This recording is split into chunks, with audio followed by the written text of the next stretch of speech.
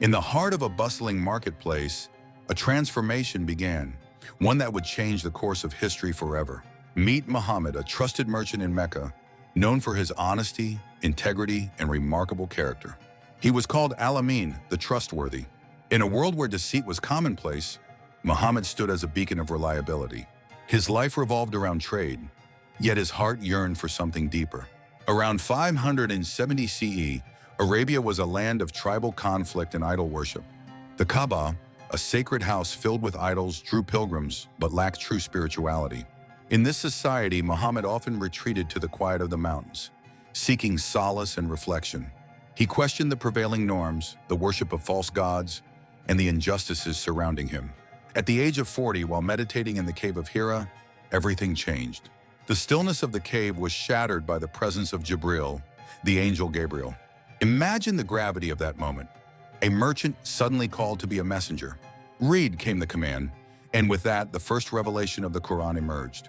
Not as ink on paper, but as divine words meant to be spoken, shared, and memorized. This was the beginning of a monumental journey.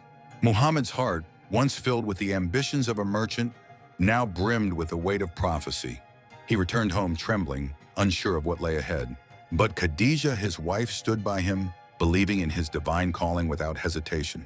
She became the first to embrace his message. As the revelations continued, Muhammad began to share the message of Islam, belief in one God, justice, and accountability.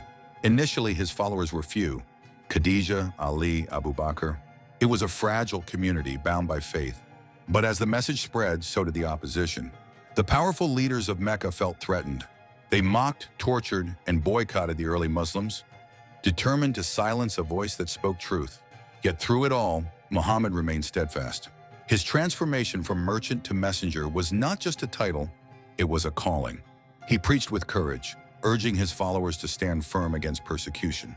The faith that began in whispers soon grew into a movement that demanded to be heard.